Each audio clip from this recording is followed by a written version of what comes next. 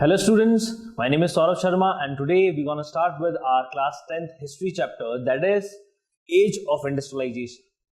And before starting up with the chapter, जैसा हम हर chapter में करते हैं वैसा ही इस चैप्टर में करेंगे. पहले इस चैप्टर का स्ट्रक्चर समझेंगे कि इस चैप्टर का स्ट्रक्चर क्या है.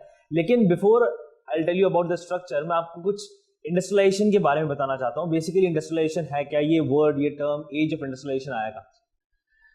बेसिकली आपने क्लास 9th में एक चैप्टर पढ़ा होगा इकोनॉमिक्स में, that is people as a resource.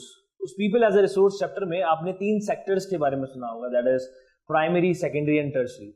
उसमें जो सेकेंडरी सेक्टर था, you must have heard about manufacturing in that secondary sector.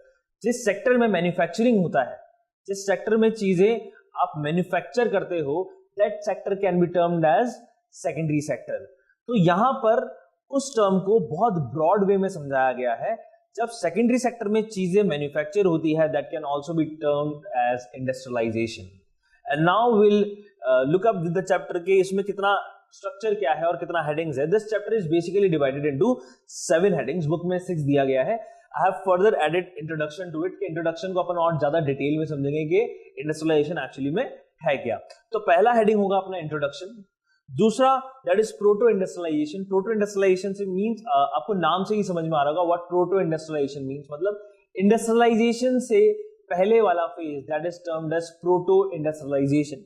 Third is hand labour. Hand labour as in जब एज ऑफ इंडस्ट्रियलाइजेशन की आप बात करेंगे, इंडस्ट्रियलाइजेशन से पहले वाला जो फेज था या फिर इंडस्ट्रियलाइजेशन जब आने ही वाला था, उस फेज में हैंड लेबर की कंडीशन क्या थी. इंडस्ट्रियलाइजेशन इन कॉलोनीज. इंडस्ट्रियलाइजेशन इन कॉलोनीज, जब मैं एक कॉलोनी वर्ड बोल रहा हूं तो आपको ये चीज समझ में आनी चाहिए, since you are in class 10th, that there are two terms, imperialism and colonialism. Imperial country are those country जो कि गुलाम बनाती हैं, and colonies are those country जो गुलाम बनती हैं. तो इंडस्ट्रियलाइजेशन इन कॉलोनीज की अपन जब बात करेंगे तो इसमें एग्जांपल लेंगे अपन इंडिया का, दैट इंडिया में इंडस्ट्रियलाइजेशन का क्या हाल रहा. उसके बाद will read about factories in India, again a colony, कि इंडिया में फैक्ट्रीज कैसे सेटअप हुई और किसने सेटअप की. जनरली हमारे दिमाग में मिसकंसेप्शन सा रहता है जब भी अपन आज से 100-200 साल पहले की बात करते हैं कि 100-200 साल पहले अगर फैक्ट्री सेटअप हुआ तो ब्रिटिशर्स ने किया होगा. But it was not that much true, it was partially true. Yes, थोड़ा बहुत फैक्ट्री जो आप कह सकते हैं ब्रिटिशर्स ने सेटअप किया, दैट टू कोइंसिडेंटली वो कभी इंडिया का डेवलपमेंट नहीं चाहा. जिसने उसको कॉलोनी बनाया उसको सिर्फ उसने एक्सप्लॉइट करना चाहा, और जो कोइंसिडेंटली उसने फैक्ट्री लगा दिया यहाँ पर, वो सिर्फ एक कोइंसिडेंस से ज्यादा और कुछ नहीं था. बाकी जितना भी फैक्ट्री इंडिया में लगा वो सब इंडियंस ने लगाया.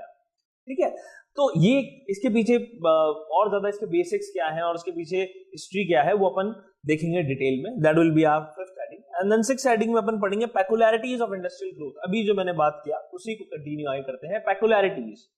पेकुलैरिटीज का मतलब होता है सब अनयूजुअल फैक्टर्स. अनयूजुअल मतलब कुछ ऐसे जो नॉर्मल चीज नहीं है, अनयूजुअल सा फैक्टर जिससे इंडस्ट्रीज का ग्रोथ हो गया. जो मैंने आपको बात बताया, ब्रिटिशर्स ने कभी नहीं चाहा कि इंडिया में डेवलपमेंट आए या फैक्ट्री सेटअप हो, लेकिन स्टिल इंडिया में फैक्ट्रीज डेवलप हुआ.